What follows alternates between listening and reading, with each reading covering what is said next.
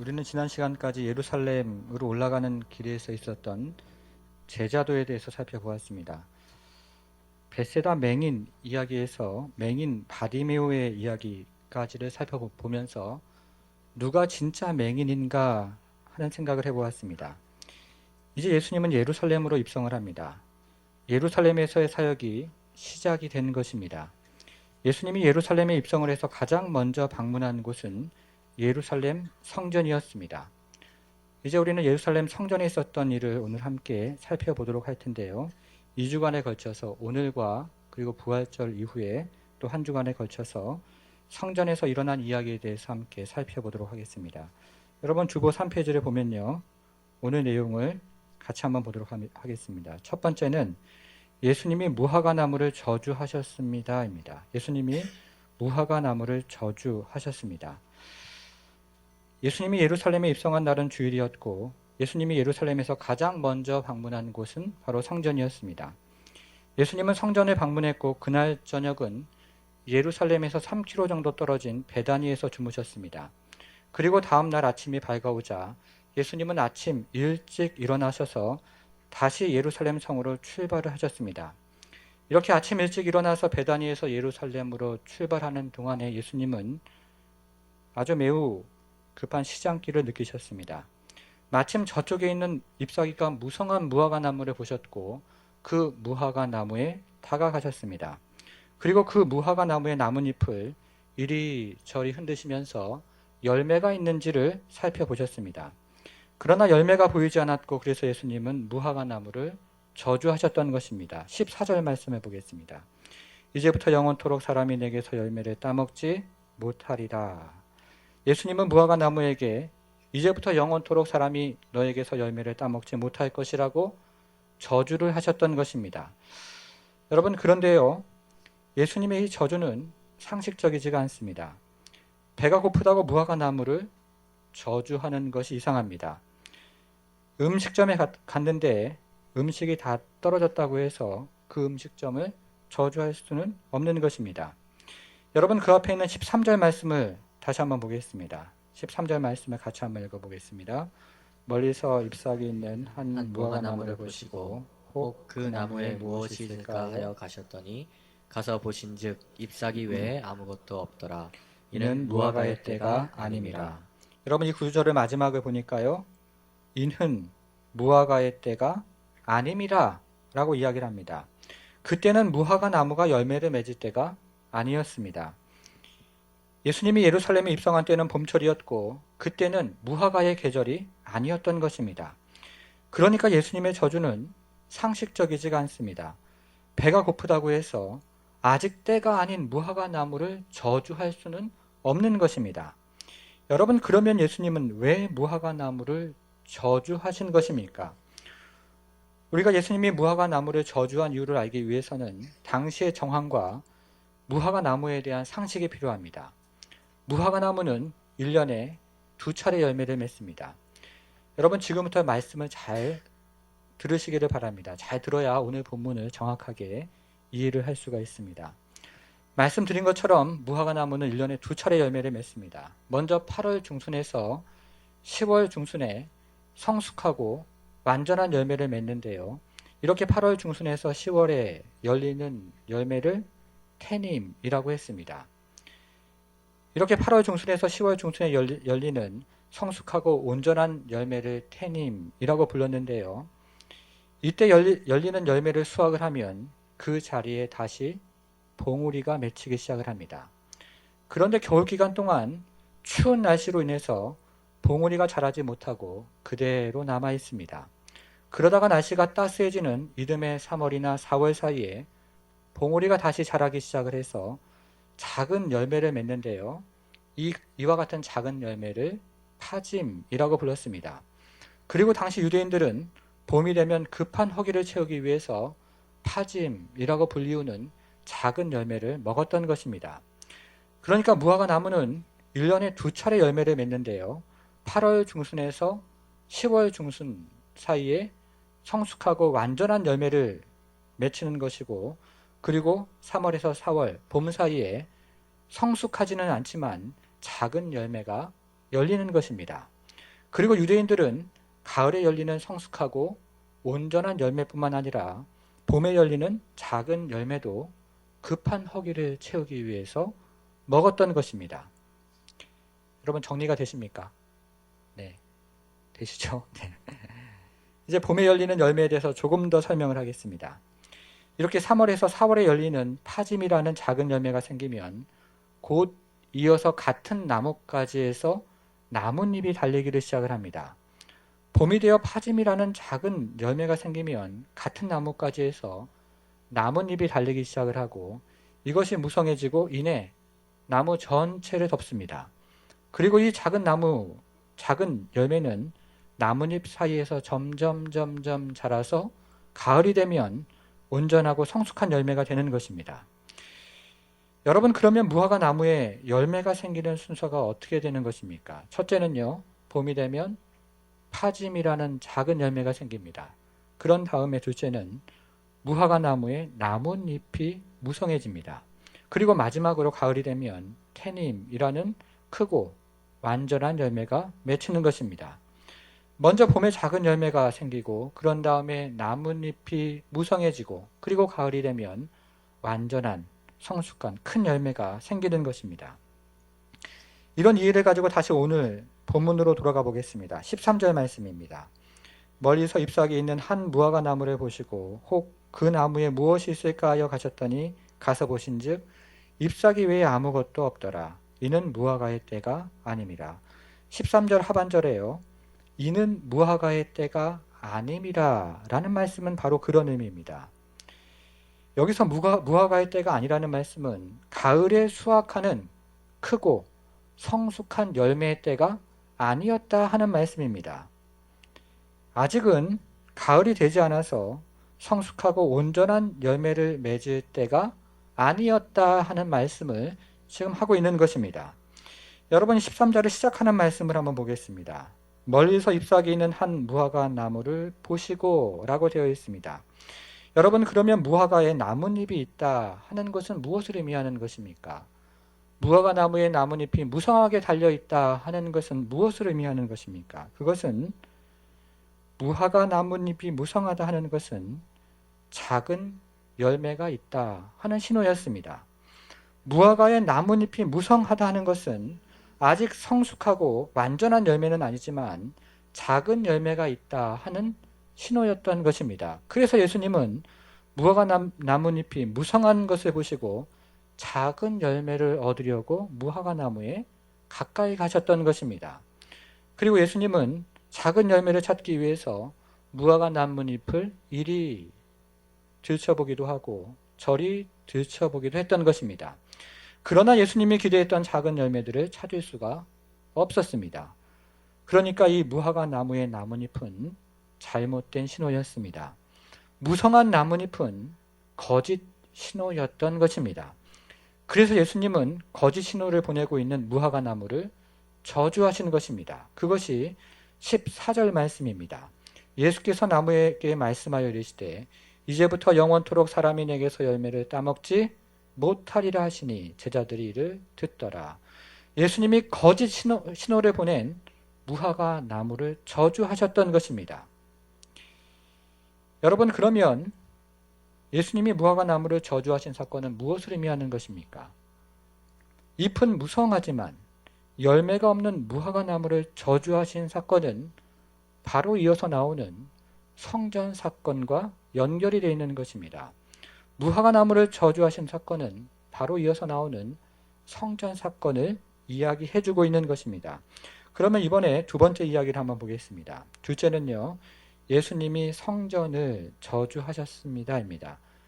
잘못 나왔는 을이 아니고 르로 바꾸겠습니다. 예수님이 성전을 르를 을로 바꾸겠습니다. 성전을 저주하셨습니다입니다. 이렇게 예수님은 무화과 나무를 저주하시고 곧장 예루살렘 성전으로 들어가셨습니다. 예수님은 제자들을 데리고 예루살렘으로 들어가셨고 가장 먼저 도착한 것이 방문한 것이 성전이었습니다.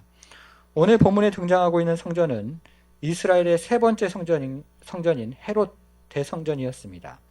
이 성전은 BC 20년에 시작을 해서 예수님 당시에도 짓고 있는 중인 아주 큰 성전이었습니다. 실로 크고 웅장하고 화려한 성전이었습니다.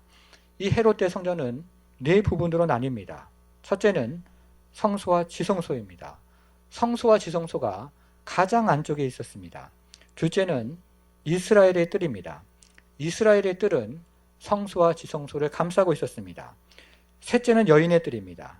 여인의 뜰은 이스라엘의 뜰과 맞닿아 있었습니다. 여기까지가 유대인이 이야기하는 성전이었습니다. 이스라엘 백성들이 들어갈 수 있는 장소였고, 그리고 유대인들은 여기까지를 성전이라고 불렀습니다. 그리고 그 바깥에는 이방인의 뜰이 있었습니다. 이방인의 뜰은 성전을 둘러싸고 있는 굉장히 넓은 장소였는데요. 안쪽의 성전과 이방인의 뜰 사이에는 높은 벽이 있었습니다. 정리를 하면 가장 안쪽에 성소와 지성소가 있었고, 이것을 둘러싸고 이스라엘의 뜰이 있었고, 그 옆에 여인들의 뜰이 있었습니다. 여기까지가 유대인들이 공식적으로 인정하는 성전이었고, 그 바깥에 높은 벽으로 구분이 되는 이방인의 뜰이 있었던 것입니다. 여러분, 그러면 성전의 목적이 무엇입니까? 원래 성전을 향한 하나님의 의도가 무엇입니까? 이사야 56장 6절부터 7절을 보겠습니다. 주보 안에 말씀이 있는데요. 6절 7절 같이 읽도록 하겠습니다.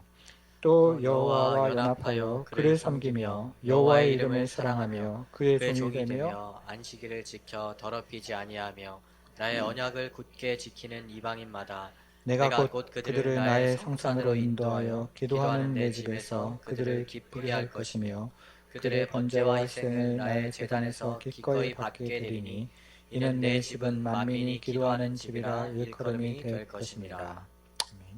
6절 마지막을 보니까 나의 언약을 지키는, 굳게 지키는 이방인마다 라고 되어 있습니다. 그리고 이어지는 7절은요. 내가 곧 그들을 나의 성산으로 인도하여 기도하는 내 집에서 그들을 기쁘게 할 것이며 그들이 드리는 제사를 기꺼이 받을 것이다 라고 되어 있습니다. 하나님은 성전에서 언약을 지키는 이방인의 예배를 받아 주시겠다 하는 말씀입니다. 그래서 이 말씀에 따라 이방인들도 성전에서 하나님을 만날 수가 있었던 것입니다. 여러분, 그러면 성전의 목적은 무엇입니까? 7절 마지막을 보니까요. 이는 내 집은 만민이 기도하는 집이라 라고 말씀을 하십니다. 성전의 목적은 만민이 기도하는 집입니다. 성전의 목적은 누구나 하나님 앞에 나와 하나님 앞에 기도하며 하나님을 만나며 하나님을 예배하는 곳이었습니다.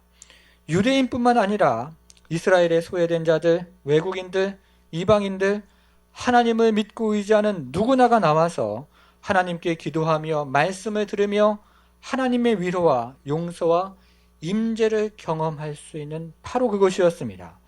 누구나 진실한 마음만 있으면 형식이 부족해도 행위가 부족해도 하나님을 만나고 그분의 은혜를 경험할 수 있었던 것이 바로 성전이었던 것입니다.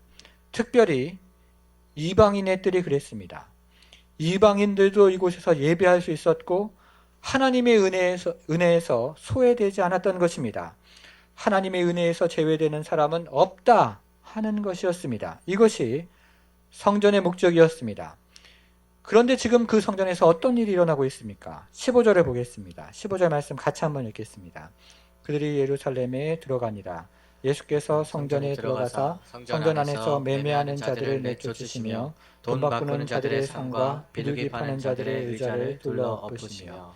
15절을 보니까요. 매매라는 말이 나옵니다. 그리고 돈을 바꾸는 자라는 말이 나오고 비둘기 파는 자라는 말이 나옵니다. 먼저 매매라는 말을 생각해 보겠습니다. 예수님이 성전을 둘러보니까 성전에서 매매하는 일이 있었던 것입니다. 신명기 말씀에 의하면 성전에서 제사를 드릴 때 자기가 드릴 희생 제물은 본인이 직접 가져와야 했습니다. 신명기 12장 6절 주보 안에 있습니다. 너희는 번제와 너희의 제물과 너희의 11조와 너희 손의 거제와 너희의 서원제와 낙헌 제물과 너희 소와 양의 처음 난 것들을 너희는 그리로 가져다가 드리고. 사람들이 성전에서 예물을 드릴 때 희생 제물은 본인이 직접 가져와서 드려야 한다 이런 말씀입니다. 여러분, 그런데요, 외국에서 오는 사람들은 그럴 수가 없었습니다. 그 먼 거리에서 직접 가지고 올 수는 없는 노릇이었습니다. 설사 하나님께 드릴 희생 제물을 직접 가지고 온다 해도 이렇게 가지고 온 희생 제물을 제사장들이 검사를 하다가 퇴짜를 놓기 일쑤였습니다. 그래서 제사장들의 주도로 이방인의 뜰에서 매매가 이루어졌던 것입니다. 그러면 이방인의 뜰에서 어떤 매매가 이루어졌습니까? 먼저 돈을 바꾸는 일이었습니다. 성전에서 제사에 쓸 동물이나 밀이나 소금이나 기름은 유대인의 돈 히브리 세겔로만 구입이 가능했습니다. 당시 외국에서 온 디아스포라 유대인들이 주로 사용했던 돈은 로마의 드라크마였습니다. 그런데 이 로마의 드라크마에는 로마 황제인 가이사의 얼굴이 새겨져 있었기 때문에 성전에서는 이 돈을 받지 않았던 것입니다. 그래서 먼저 로마의 드라크마를 유대인의 돈 히브리 세겔로 바꾸어야 했습니다. 그런데 이렇게 환전을 하면서 굉장한 많은 차익을 남겼던 것입니다. 그런 다음에 환전한 돈을 가지고 양이나 비둘기를 샀습니다. 그런데 이렇게 환전한 돈을 가지고 양이나 비둘기를 사는 과정에서도 또다시 한번 굉장한 차익을 남겼던 것입니다. 요세푸스의 기록에 의하면 AD 66년에 헤롯 성전에서 6월절에 희생제물을 드린 양의 숫자가 25만 5,600마리라고 합니다. 여러분, 안 놀라시는데요, 양만 25만 5천 마리가 넘었습니다. 물론 모든 양과 비둘기를 성전에서 사고 팔았던 것은 아닙니다. 6월절을 지키러 성전에 온 사람들 중에는 인근에서 온 사람들도 있었고, 이 사람들은 직접 집에서 기른 양과 비둘기를 가지고 왔을 것입니다. 그러나 예수님과 같이 성전에서 멀리 떨어진 곳에서 온 사람들은 그렇게 할 수가 없었고, 더군다나 디아스포라로 흩어져 있는 유대인들은 더더욱 그렇게 할 수가 없었던 것입니다. 그래서 이들은 자신들이 살고 있는 지역에서 쓰던 로마의 드라크마를 가지고 왔고, 그것을 먼저 히브리 세겔로 바꾸었고, 그런 다음에 다시 히브리 세겔을 가지고 희생 제물에 사용할 양이나 비둘기를 샀던 것입니다. 이 과정에서 엄청난 불이익을 이중으로 당했던 것입니다. 여러분, 그러면 이 같은 매매가 성전에 어디에서 이루어졌습니까? 다시 한번 15절에 보겠습니다. 15절을 보니까요, 예수께서 성전에 들어가사 라는 말이 나옵니다. 여기서 예수님이 들어가신 15절의 성전은 이방인의 뜰을 의미합니다. 성전 문을 열면 가장 먼저 나오는 것이 이방인의 뜰이었습니다. 이것은 유일하게 이방인의 출입이 허용된 곳이었고, 그리고 성전의 나머지 장소로 가려면 이곳을 반드시 거치게 되어 있었습니다. 바로 이곳에서 매매가 이루어졌던 것입니다. 여러분, 원래 이방인의 뜰은 유대교로 회심한 이방인들이 하나님께 경배하는 장소였습니다. 유대교로 회심한 이방인들은 순수 혈통의 유대인들이 아니었기 때문에 더 이상 성전 안으로 들어갈 수가 없었고, 그래서 이방인의 뜰에서 하나님을 예배하였던 것입니다. 그리고 성전과 이방인의 뜰은 높은 벽으로 가로막혀 있어서 그 사이에는 이런 문구가 적혀 있었습니다. 그곳을 넘어가는 이방인들은 죽임을 당할 것이다. 그곳에 넘어가는 이방인들은 죽임을 당할 것이다 하는 말이 아람어와 라틴어와 그리고 헬라어로 적혀 있었습니다. 그러니까 이방인들이 유일하게 하나님께 경배할 수 있는 장소가 이방인의 뜰이었는데, 바로 이곳에서 매매가 이루어졌던 것입니다. 더 이상 이방인들이 예배할 장소가 없었던 것입니다. 그러면 이 같은 매매를 관장하는 사람들이 누구입니까? 이 같은 매매를 관장하는 사람들은 당시 유대의 종교 지도자들이었습니다. 사두개인과 사내들인이 성전에서 돈을 바꾸는 환전을 관장을 했고, 그리고 양과 비둘기를 사고 파는 매매를 관장을 했습니다. 그러니까 성전에서 일어나는 모든 매매를 종교 지도자들이 관장을 했던 것입니다. 그리고 여기서 나오는 모든 수익금을 가져갔습니다. 오늘날로 이야기하면 독과점이었고 너무나 커다란 차익이 발생했기 때문에 강도와 같은 짓이었습니다. 칼만 들고 있지 않았지 완전히 강도와 같은 사람들이었습니다. 그래서 예수님은 이들을 강도들의 소굴이라고 비난을 하셨던 것입니다. 여러분, 이를 머릿속으로 한번 상상을 해보십시오. 사람들이 줄을 길게 늘어서서 환전을 했습니다. 그리고 다시 줄을 길게 늘어서서 양과 비둘기를 샀던 것입니다. 동전을 바꾸면서 금속이 부딪히는 소리가 성전 안에 울려 퍼졌을 것이고 양의 울음소리와 사람들의 매매하는 소리가 더해지면서 온 성전이 아수라장이 되었다는 것입니다. 여러분, 이런 곳에서 어떻게 예배를 드릴 수 있겠습니까? 이것을 가만히 지켜보신 예수님은 너무나 어이가 없었던 것입니다. 너무나 기가 막혔고 너무나 가슴이 먹먹해졌습니다. 예수님은 화가 머리끝까지 치밀어 올랐고 거룩한 분노를 삼킬 수가 없었습니다. 그래서 매미하는 자들의 상을 다 뒤집어 엎으신 것입니다. 그리고 한 가지를 더 하셨습니다. 마가복음 11장 16절 말씀입니다. 이 말씀을 같이 한번 읽어보겠습니다. 마가복음 11장 16절 말씀 같이 한번 읽어보겠습니다. 아무나 물건을 가지고 성전 안으로 지나다님을 허락하지 아니하시고. 여러분, 이 구절은 오늘 본문에서 가장 중요한 구절입니다. 이 구절을 줄을 한번 쳐보겠습니다. 다시 한번 잘 들으셔야 합니다. 그래야 오늘 본문을 정확히 이해하실 수 있습니다. 여기서 먼저 물건이라는 말의 표시를 한번 해보겠습니다. 여러분, 여기서 이야기하는 물건이 무엇을 의미합니까? 우리는 보통 이 구절에 나오는 물건을 매매에 사용하는 물건이라고 이해를 합니다. 이 구절에 나오는 물건을 환전에 사용하는 물건, 그리고 동물을 사고 파는 데 사용하는 물건이라고 이해를 합니다. 그래서 예수님이 이방인의 뜰에서 일어나고 있는 모든 매매를 중단하셨다라는 말씀으로 이 구절을 이해를 하는 것입니다. 그렇게 들어왔고 그렇게 이해를 해왔습니다. 그러나 16절에서의 물건은 그런 의미가 아닙니다. 여기서의 물건은 스케오스라는 헬라어를 번역한 것인데요. 이 말은 성전이나 성막이나 제단에서 사용하는 예배의 도구들, 예배의 기구들, 예배의 물건들을 의미하는 단어입니다. 그러니까 여기서 물건이라는 말은 성전에서 예식을 행하는 데 사용하는 물건을 의미하는 것입니다. 성전의 제2기구를 의미하였던 것입니다. 여러분, 성전에는 제사의 흐름이 있습니다. 우리가 성찬식을 할 때에도 예배의 기구가 있고 그리고 예배의 흐름이 있는 것처럼 성전에서 제사를 드릴 때에도 제사의 기구가 있고 제사의 흐름이 있습니다. 이때 모든 성전 기구가 이방인의 뜰을 통과해서 성전 안으로 들어갔는데 예수님께서 그것을 막아 서신 것입니다. 이방인의 뜰을 통과해서 성전으로 들어가는, 성전에 들어가는 그것을 막아 서셔서 그 제사를 드리는 도구가 성전 안으로 들어가지 못하게 하셨다 하는 말씀입니다. 16절 말씀이 그런 뜻입니다. 아무나 물건을, 성전의 도구를 가지고 성전 안으로 지나다님을 허락하지 아니하시고, 이런 뜻이 되는 것입니다. 다시 한번 말씀을 드려보겠습니다. 16절 말씀은 예수님이 성전에서 드리는 제사를 중단하셨다 하는 그런 뜻이 되는 것입니다.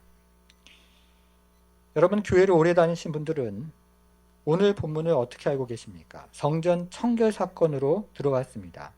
성전을 개혁하는 사건으로 들어오셨습니다. 그래서 우리의 예배를 돌아보고 우리의 교회를 돌아보고 우리의 삶을 돌아보는 본문으로 우리는 이해를 합니다.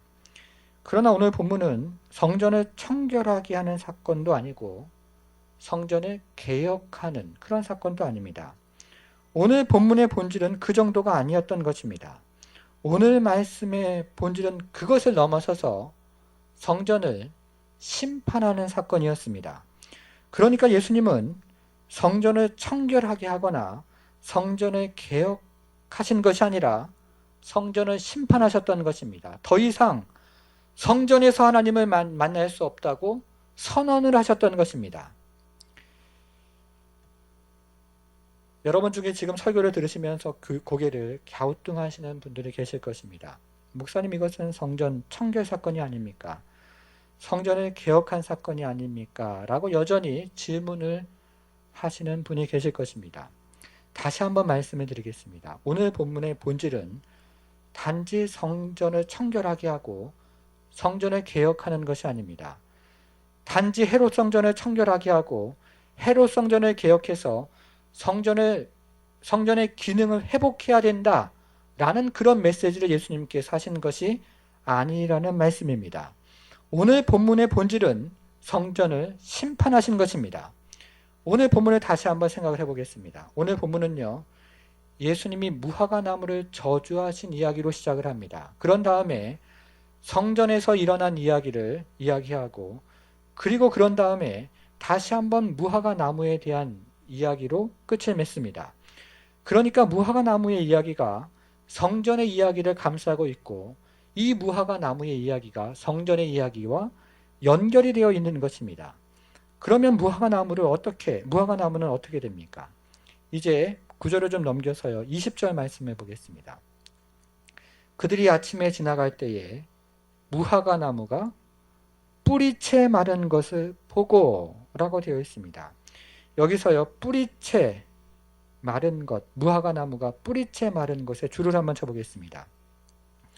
19절부터 제가 다시 한번 살펴보도록 하겠습니다. 19절에 보면 예수님은 성전을 심판하신 후에 성전을 빠져나가셨습니다. 그리고 다시 베다니로 가셨을 것이고, 그곳에서 하룻밤을 주무셨을 것입니다. 다음날 아침이 되었습니다.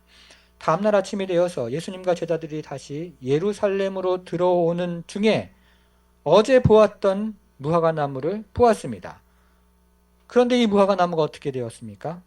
무화과 나무가 뿌리채 말랐습니다.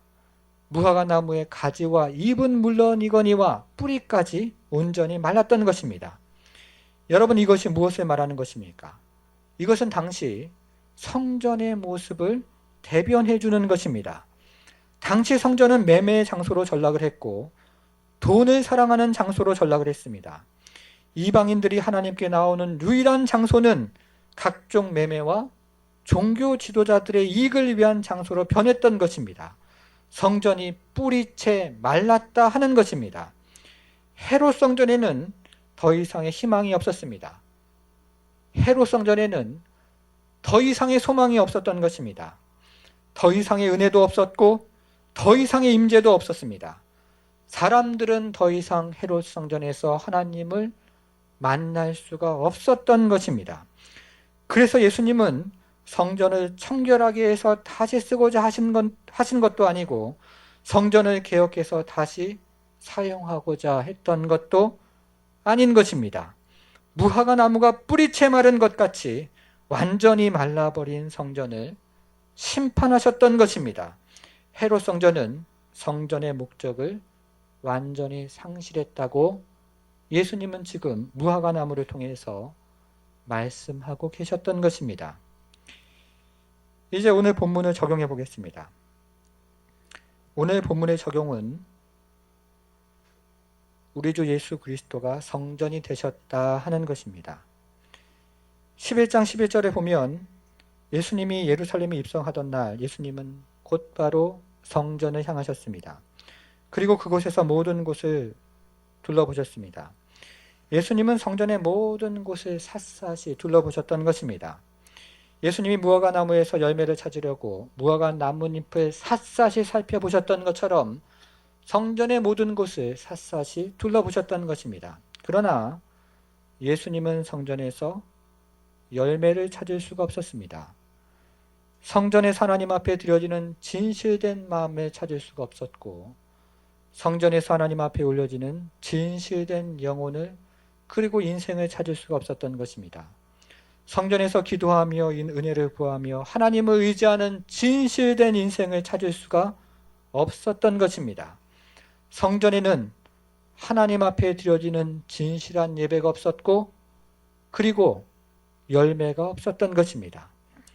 헤롯 대성전은 무화과 나무 잎사귀처럼 여전히 종교적이었고, 무화과 나무 잎사귀처럼 여전히 웅장했으며, 무화과 나무 잎사귀처럼 여전히 화려했지만 그 안에는 진정한 예배가 없었고, 그 안에는 진정한 열매가 없었던 것입니다. 그래서 예수님은 성전의 예배를 중단하셨던 것입니다. 그래서 결국 어떻게 됩니까? 13장 2절에 보니까요, 예수께서 이르시되 내가 이 큰 건물들을 보느냐? 돌 하나도 돌 위에 남지 않고 다 무너뜨려지리라 하시니라 라고 말씀을 하셨습니다. 예수님은 헤롯 성전이 심판을 받을 것이라고 다시 한번 말씀을 하셨고, 실제로 헤롯 성전은 예수님의 말씀대로 AD 70년에 로마에 의해서 다 무너졌습니다. 여러분, 그러면 이제 우리는 어떻게 하나님을 만나겠습니까? 솔로몬 성전에서 경험했던 은혜를 어디에서 경험을 합니까? 그 성전에서 경험했던 그 큰 위로와, 그리고 성전에서 경험했던 용서와, 그리고 솔로몬 성전에서 경험했던 온전한 그 하나님의 영광스러운 임재를 어디에서 경험을 합니까? 이제 우리는 특별한 장소에서 하나님을 만나는 것이 아니고, 이제 우리는 예수 그리스도 안에서 하나님을 만나는 것입니다. 예수께서 십자가에서 당신의 몸을 찢으셔서 하나님 앞으로 나아가는 길을 열어주신 것입니다. 예수께서 십자가에서 피를 흘리심으로 우리가 하나님 앞에 나아가는 길을 열어놓으셨던 것입니다.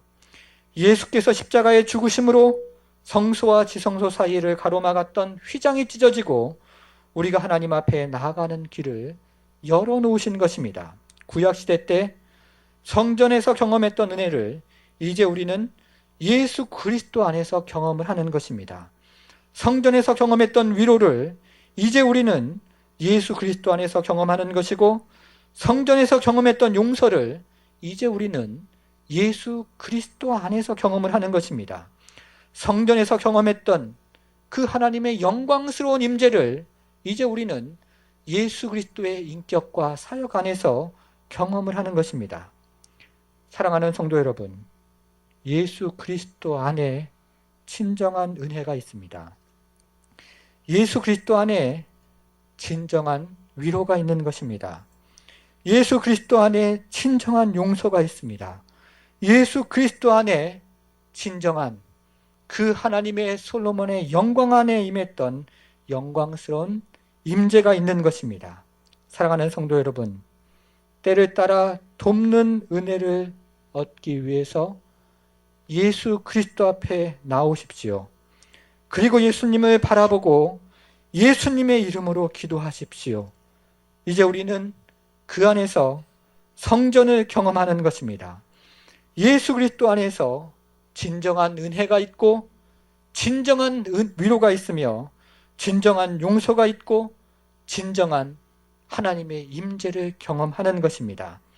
예수 그리스도를 사모하고 그 안에서 하나님의 크신 은혜를 경험하는 그런 축복된 인생이 되시기를 주님의 이름으로 축복합니다.